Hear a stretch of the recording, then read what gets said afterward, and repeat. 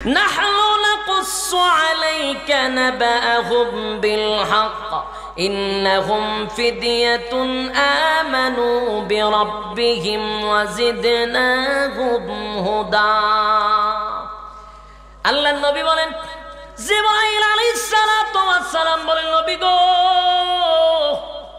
ওই 7 জন গুহাবাসীর কথা আপনাকে এরা প্রশ্ন করছে। 3 প্রশ্নের এক প্রশ্ন।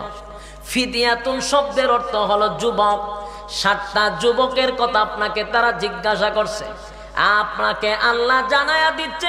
আমার আল্লাহ বলেন, নবী গো, আমি আপনার কাছে উপস্থাপন করতেছি, নাহনু নাকুসসু আলাইকা নাবাআহুম বিল হক ইন্নাহুম ফিদিয়াতুন আমানু বিরাব্বিহিম ওয়া জিদনাহুম হুদা।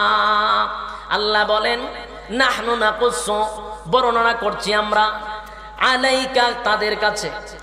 রব্বি কারীম বলেন, আমি আপনার কাছে বর্ণনা করছি 7টা যুবক, ফিদিয়াতুন 7টা যুবকের কথা, যেটা আপনার কাছে তারা প্রশ্ন করছে।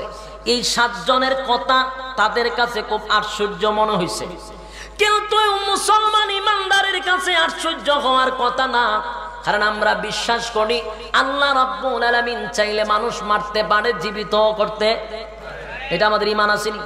কিন্তু বেঈমানের কাছে সবচেয়ে বেশি আশ্চর্য লাগছে। আল্লাহ বলেন, নবী গো, তাদের কাছে বেশি আশ্চর্য লাগছে, নাহনু নাকুসসু আলাইকা নাবাআহুম বিল হক ইন্নাহুম ফিদিয়াতুন আমানু বিরাব্বিহিম ওয়া জিদনাহুম হুদা।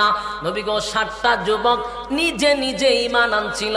সেই 7 যুবকের ইতিহাস আপনার নবীর কাছে তারা জানতে চায়। গো নবী, তারা কিভাবে 7 যুবক ঈমান আনছিল, কিভাবে পুনরায় জীবিত হয়েছিল, এই বিষয়টা স্পষ্ট জানতে চায়। জিবরাইল নবীর কাছে গুছায়া বলতেছে, ওই 7টা যুবক দেশ ত্যাগ করে যখন